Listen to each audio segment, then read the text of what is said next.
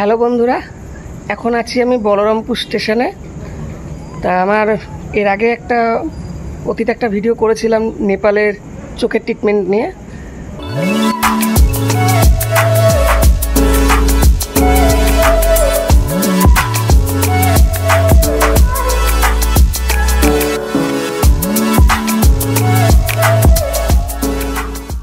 তা তখন আমরা গিয়েছিলাম খাগড়াঘাট স্টেশন থেকে মালদা অবধি, তারপর ওখান থেকে মালদা থেকে আপনাদের হচ্ছে যোগবাণী। কিন্তু এবার আমি এই ভিডিওটা এই কারণেই করছি, কারণ বলরামপুর থেকে এবার আমরা যাব, মানে বলরামপুর, তারপর বহরমপুর, তারপর আজিমগঞ্জ, যেটা আজিমগঞ্জ লোকাল। অনেক দিনের অপেক্ষা ছিলাম এ আজিমগঞ্জ লোকাল, যেটা নসিপুর ব্যারেজের উপর দিয়ে যাবে। দীর্ঘ বছর অপেক্ষা ছিলাম যে এই ট্রেনটা, ফার্স্ট আমি আজকে এই ট্রেনেই চাপবো। তা দেখা হচ্ছে, পুরো ভিডিওটা দেখবেন ভালো করে। নেপালে কিভাবে বিরাটনগরে আই হসপিটালে ট্রিটমেন্ট করতে হয়, মানে কিভাবে যেতে হয়, ওখানে খরচ কেমন। আমি গত ভিডিওতে বলেছি, কিন্তু অনেক কিছু ছিল যেটা বলা হয়নি আগের ভিডিওতে। এই ভিডিওতে সম্পূর্ণটা করে দেবো, ঠিক আছে? থাকবেন।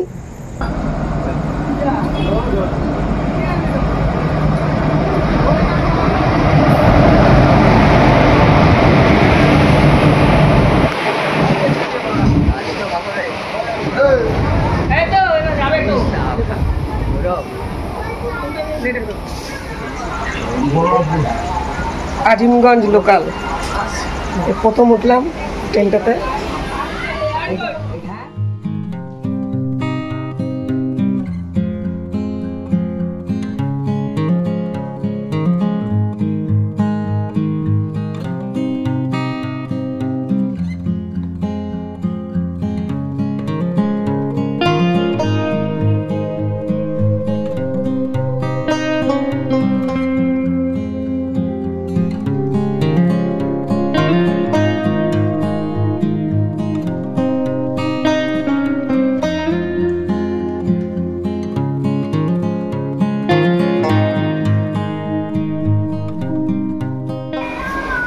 এখন আমাদের ট্রেন বহরমপুর স্টেশনে এসে দাঁড়ালো। এরপর নসিপুর ব্যারেজের উপর দিয়ে যাবে, যে নসিপুর ব্যারেজে অপেক্ষায় অনেকদিন মানুষ ছিল, সাধারণ মানুষ, বিশেষ করে বহরমপুরবাসী। তা দেখাবো নসিপুর ব্যারেজটা, তারপরেই আজিমগঞ্জ স্টেশন। আজিমগঞ্জ স্টেশনে আমরা অপেক্ষা করবো। রাধিকাপুর এক্সপ্রেস ঢুকবে, রাধিকাপুর এক্সপ্রেস থেকে মালদা যাব, তারপর মালদা থেকে যোগবাণী।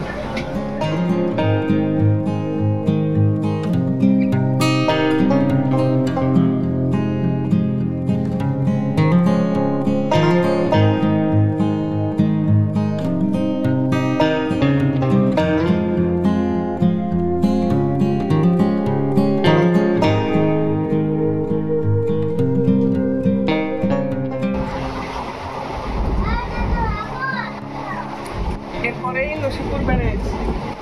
ট্রেন এরকমই ফাঁকা থাকে। এই যে আজিমগঞ্জ ব্যারেজ।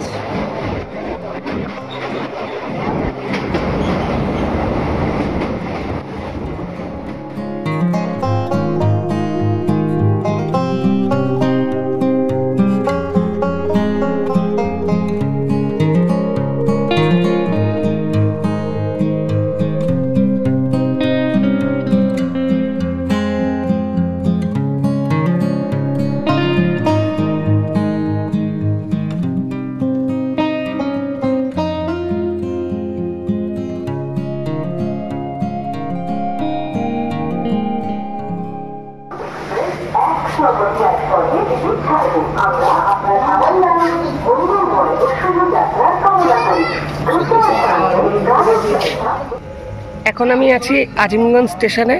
আমার সাথে আছে অনিমেষ দা। এই যে অনিমেষ দা এসছে, ও নেপালে যাবে চোখের ট্রিটমেন্ট করতে। আমার সাথে বাবা এসছে, আমার মেয়েও এসছে। তা সবারই টুকটাক চোখের ট্রিটমেন্টটা করা হয়ে যাবে। তা এখন আমরা আজিমগঞ্জে এসছি, বহরমপুর থেকে আজিমগঞ্জে নামলাম। এখান থেকে আমরা রাধিকাপুর এক্সপ্রেস ধরবো, ধরে মালদা যাব। রাধিকাপুর এক্সপ্রেসের টাইম হচ্ছে 11:36, আর ওখানে গিয়ে দাঁড়াবে হচ্ছে মালদাতে দাঁড়াবে 2:30টার সময়। দিয়ে আমরা মালদাতে ওয়েট করব। ওইখান থেকে আমরা যোগবাণী এক্সপ্রেস, যেটা আসবে 4:55-তে, 4:55-তে যোগবাণী এক্সপ্রেস আসবে। এবার একটা কথা বলে রাখি, যোগবাণী এক্সপ্রেসটা চিতপুর থেকে ছাড়ে সপ্তাহে 3 দিন, মঙ্গল, বৃহস্পতি, শনি। ঠিক আছে, আপনারা ভালো করে এটা নোট করে রাখবেন, মঙ্গল, বৃহস্পতি, শনি। এবার আপনাদের যাতায়াতের ব্যাপারটা কিন্তু ঠিক সেইভাবেই টাইম টেবিল মেনটেনেন্স করে করতে হবে। তাহলে আমরা এখন রাধিকাপুরের জন্য অপেক্ষা করি।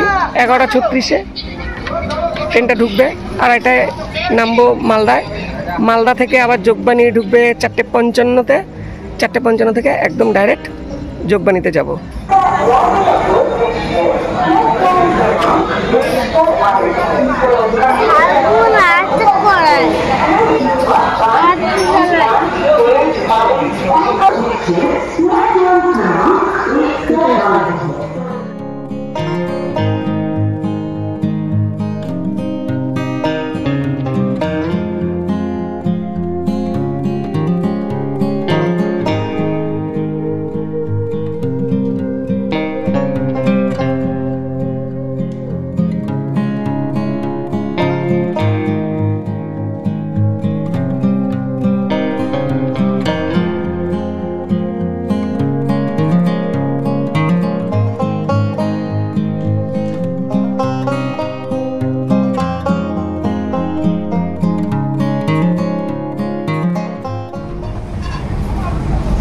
টাইম মতন ট্রেন ঢুকে ট্রেন ছেড়ে দিল 11:47।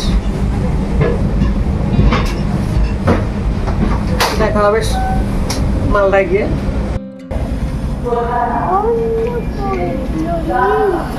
মালদায় ঢুকে গেলাম, এবার যোগবাণী এক্সপ্রেসের জন্য অপেক্ষা করব। 4:55-তে ট্রেনটা।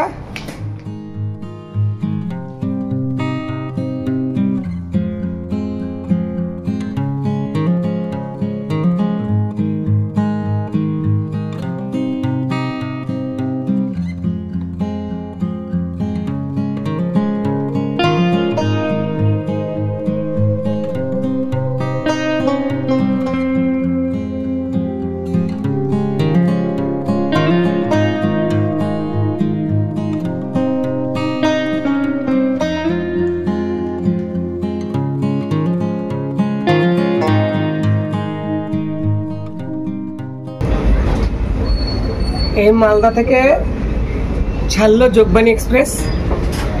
এই ট্রেনটাই চিতপুর থেকে ছাড়ে, মানে যেটা কলকাতা স্টেশন বলছে, মঙ্গল, বৃহস্পতি, শনি, সপ্তাহে 3 দিন, একদম ডাইরেক্ট চিতপুর থেকে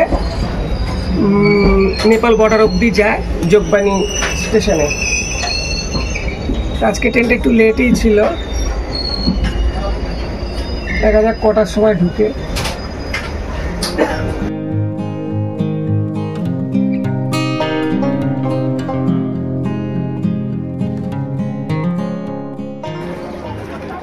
ফাইনালি চলে আসলাম যোগবাণী স্টেশনে। এখান থেকে বর্ডারটা পার করবো, তারপরেই বিরাটনগর আই হসপিটাল।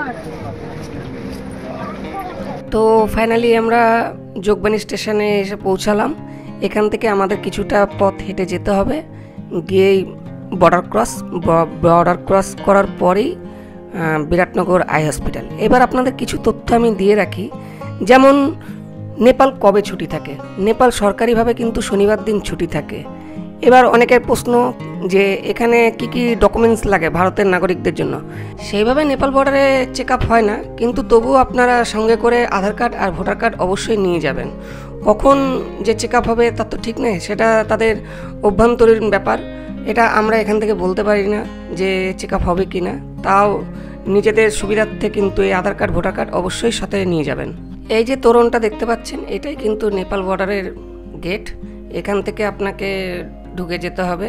সামনেই চেকিং চলছে, ওই যে গাড়িগুলোর পরে এই যে চেকিং চলছে। এখানটায় আজকে বেশ চেক আপ চলছিল, যেহেতু সবাই ট্রিটমেন্টে যায় সেইভাবে কিন্তু জোর দিয়ে তারা চেক আপ করে না। 20 টাকা। এরপর আমরা নেপাল বর্ডার পার করে 20 টাকার বিনিময়ে টোটো ধরে আমরা সোজা চলে আসলাম সঞ্জয় সিংয়ের চেম্বার। এই সঞ্জয় সিংয়ের চেম্বারের অপোজিটেই কিন্তু হচ্ছে বিরাটনগর আই হসপিটাল। প্রথমে আমরা কিন্তু সঞ্জয় সিংয়ের চেম্বারে যাই, কারণ এখানে বাবার একটু ট্রিটমেন্ট করাবো। তো চলুন ভিতরে ঢোকা যাক সঞ্জয় সিংয়ের চেম্বারে। তাদের এই চেম্বারে কীভাবে টিকিট করাতে হয়, কত টাকা খরচ পড়ে, তা বৃত্তান্তই আমরা জেনে নেব আর আপনাদেরকেও জানাবো। তা সঙ্গে থাকুন, পুরো ভিডিওটা দেখুন। ভিতরে ঢুকে আমরা টিকিট কাউন্টারের সামনে সোজা আসলাম। এখানে এসে জানতে পারলাম যে এখানে টিকিটের মূল্য মাত্র 100 টাকা, যেটা হসপিটালে গেলে হয়তো 30 টাকা আমরা জানি। তা আমরা প্রথমে টিকিট কেটে নিলাম। এই যে হচ্ছে তাদের লিস্ট, মানে তাদের সার্জারির চার্জ কত, ফেকো পদ্ধতি, বিভিন্ন পদ্ধতি আছে, সেসব পদ্ধতিতে কত কি, ভারতের কত টাকা আর নেপালি কত টাকা টোটালি দেওয়া হয়েছে। আমি একটা স্ক্রিনশটও আপনাদেরকে দিয়ে দিচ্ছি।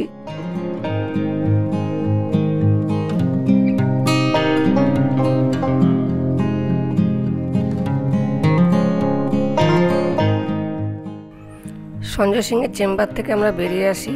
বেরিয়ে আসার পর আমরা আসি বিরাটনগর আই হসপিটাল, যেটা সরকারি হসপিটাল। তা এখানে ঢোকার আগে আপনাদের প্রথমে কিছু তথ্য জানিয়ে রাখি যে নেপালে ভারতীয় 500 টাকা খুব একটা চলে না, মানে নিতে চায় না তারা, চলে না বলাটা ভুল হবে, নিতে চায় না। তা আপনারা চেষ্টা করবেন বেশি বেশি করে 100 টাকা নোট, খুচরো টাকা এগুলো নিয়ে যেতে, কারণ ওখানে কিন্তু এটাই বেশি চলে। আর দ্বিতীয়ত জানিয়ে রাখি, এই যে টিকিট কাউন্টার, এই টিকিট কাউন্টারে আগে বাচ্চাদের জন্য ফ্রি ছিল, কিন্তু এখন বড়, বয়স্কদের আর বাচ্চাদের জন্য 30 টাকা টিকিট। আর একটা গুরুত্বপূর্ণ তথ্য যেটা না জানালেই না, যেটা না জানলে অনেকেই হয়তো ভোগান্তির শেষ হবে না, যেটা হচ্ছে যে নেপালে কিন্তু ইন্ডিয়ান কোনো সিম কাজ করবে না। তাহলে আপনারা যোগাযোগ করবেন কিভাবে? আপনারা কি করবেন, আপনারা যে হসপিটালের সামনে গেস্ট হাউসগুলো আছে সেখানে আগে জানবেন যে তাদের ফ্রি ওয়াইফাই আছে কিনা। যদি থাকে তবেই সেই আপনারা গেস্ট হাউসে থাকবেন। তাহলে সেখান থেকে আপনারা হোয়াটসঅ্যাপে ভিডিও কল কিংবা হোয়াটসঅ্যাপে অডিও কলের মাধ্যমে আপনাদের ফ্যামিলির সাথে যোগাযোগ করতে পারবেন। এটা কিন্তু সবচেয়ে একটা গুরুত্বপূর্ণ তথ্য। তো বন্ধুরা, চিকিৎসা কমপ্লিট হওয়ার পর এবার সময় এসছে বাড়ি যাওয়ার। তা গত ভিডিওতে আমি কিভাবে নেপালে আসতে হবে সেটা বলেছি, কিন্তু কিভাবে বাড়ি যেতে হবে সেটা আমার বলা হয়নি। তা আজকের এই ভিডিওটা আমার এই উদ্দেশ্যে করা যে কিভাবে আমি বহরমপুর থেকে নেপাল আসব, কিভাবে নেপাল থেকে আবার বহরমপুরে বাড়ি যাব, কিবার ছুটি নেপাল, টোটালটাই জানানোর জন্য আমি এই ভিডিওটা করা। তা যেহেতু আজকে আমার ট্রিটমেন্ট কমপ্লিট হয়ে আমি এবার বাড়িতে যাচ্ছি, তা এখন আছি আমি যোগবাণী স্টেশনে। এই যে যোগবাণী স্টেশন, এখান থেকে আমি ট্রেন ধরবো, যেটা টাইম টেবিল হচ্ছে 10টার সময় যোগবাণী থেকে কাটিয়ার অবধি যাব। সেটা ঢুকবে ট্রেনটা 1টার সময়, ওখানে খাওয়া দাওয়া করবো। 3:30টার সময় আবার একটা ট্রেন আছে, যেটা 9:30টার সময় খাগড়াঘাট রোডে গিয়ে আমরা পৌঁছাবো। এছাড়াও আপনারা হোয়ার ইজ মাই ট্রেন এই অ্যাপসটা ব্যবহার করবেন। হয়তো আমি আজকে যে ট্রেনের চার্ট দেব সেটা হয়তো ভবিষ্যতে নাও থাকতে পারে, তখন আবার বোকা হয়ে যাবেন। তাই হোয়ার ইজ মাই ট্রেনটা ইউজ করবেন, অ্যাপসটা ইউজ করবেন, যে অ্যাপসের মাধ্যমে আপনারা সময়সূচিটা পেয়ে যাবেন। তবু হলে বলে দিচ্ছি যে এই ট্রেনের টাইমটা খুব সুন্দর টাইম। 10টার সময় যোগবাণী থেকে 1টায় পৌঁছাবে কাটিহার, কাটিহারে আবার 3:30টার সময় হাওড়া এক্সপ্রেস, যেটা সেটা 3:30টার সময় কাটিহারে দাঁড়াবে। এবার আমরা খাগড়াঘাট রোডে নামবো, তখন 9:45 বাজবে। তা খুব সুন্দর একটা টাইম, ওখান থেকে টুকটুক যাওয়া যাবে। তা আমার ভিডিওটা যদি আপনাদের ভালো লাগে, চ্যানেলটা অবশ্যই সাবস্ক্রাইব করবেন পরবর্তী ভিডিওর জন্য। সাধারণত আমি এরকম ট্যুরিজম নিয়ে ভিডিও করি না, তা যেহেতু ট্রিটমেন্টে এসেছি তাই ভিডিওটা করা, যে সবার উপকার হবে। আমি এরকম একটা ভিডিও দেখে এসেছি, তাই আমার ভিডিও দেখেও যেন আপনারা যেতে পারেন।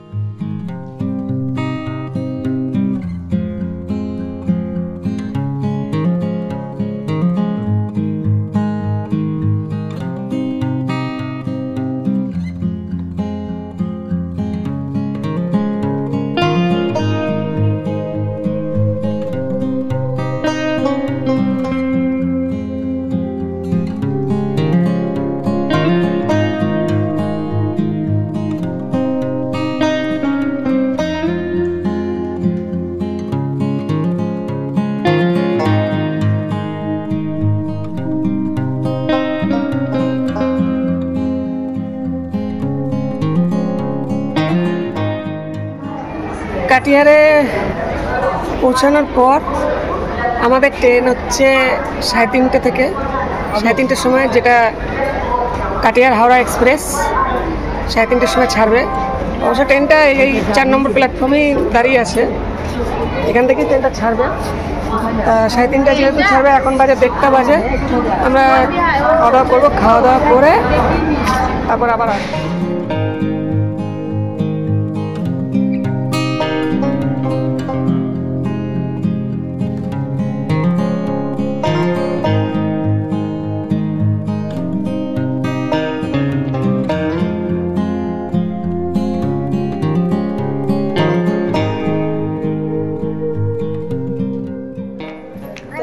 খাগড়াঘাট।